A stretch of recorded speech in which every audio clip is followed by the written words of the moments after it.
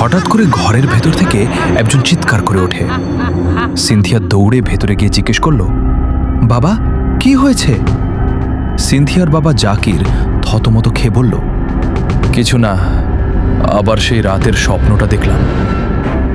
Police officer ভেতরে গিয়ে প্রশ্ন করলেন, কি স্বপ্ন আর চিৎকারই বা করলেন কেন?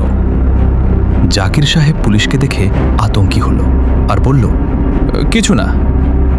পুলিশ অফিসার বললেন, দেখুন জাকির সাহেব, আমরা আপনার জমি থেকে যে কঙ্কালটি পেয়েছি সেটি সাইরার। তাই সত্যি করে বলুন, কি হয়েছে, না হলে আপনিও ফেঁসে যেতে পারেন।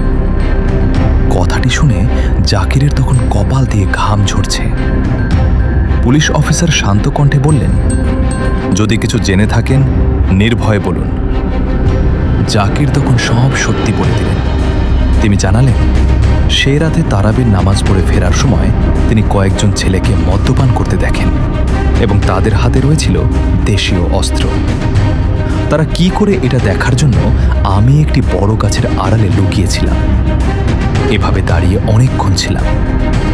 বেশ কিছুক্ষণ পর দেখি তাদের সাথে আরও কয়েকজন সেখানে আসে, কিন্তু তাদের সাথে ছিল ইমাম সাহেব ও মুয়াজ্জিন। তারা ইমাম সাহেব ও মুয়াজ্জিনকে ধরে নিয়ে এসে মাটিতে পুঁতে রাখে। এটি দেখে আমি অনেক ভয় পেয়েছিলাম, কাউকে কিছু বলতে পারিনি। পুলিশ অফিসার বললেন, আপনি কি তাদের চেনেন? জাকির বললেন, হ্যাঁ চিনি। তারা হলো আমাদের এলাকার আলিমের ছেলে, সাফিয়ানের ছেলে এবং আরও কিছু ছেলে পেলে।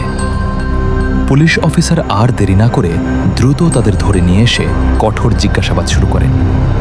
অনেক টর্চারের পর তারা স্বীকারোক্তি দেয়।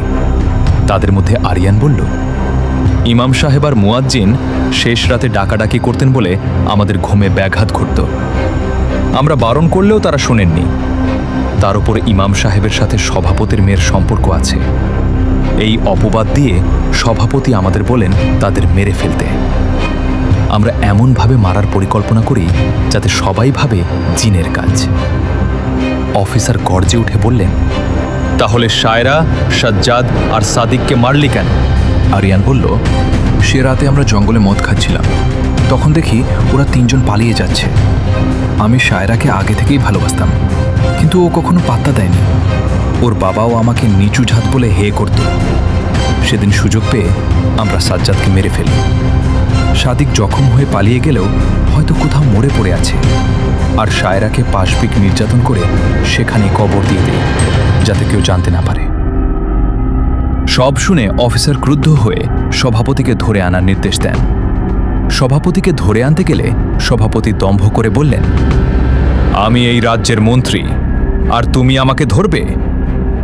পুলিশ অফিসার তখন সামনে এসে বললেন, আপনাকে গ্রেফতার করতে আসিনি, শুধু একটি কথা বলতে এসেছি, যা শুনলে আপনি জ্যান্ত মরে যাবেন। সভাপতি রুক্ষ কণ্ঠে বললেন, কি কথা? পুলিশ অফিসার বললেন, আপনি তো ইমাম সাহেবকে মারার হুকুম দিয়েছিলেন, কিন্তু আপনি কি জানেন আপনার মেয়ের সাথে ইমাম সাহেবের কোনো সম্পর্কই ছিল না? আপনার মেয়েকে তারাই মেরেছে যাদের আপনি খুনি হিসেবে ভাড়া করেছিলেন।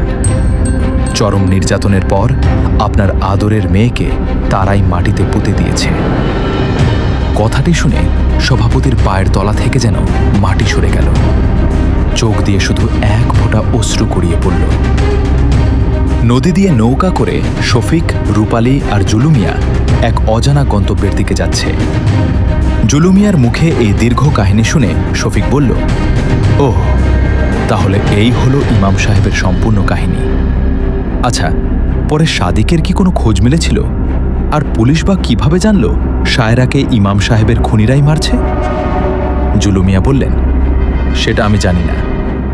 শফিক তখন রূপালীর দিকে তাকিয়ে বলল, আচ্ছা, আপনার মেয়ে রূপালীর এই অতিপ্রাকৃত শক্তির উৎস কি আপনি কি জানেন?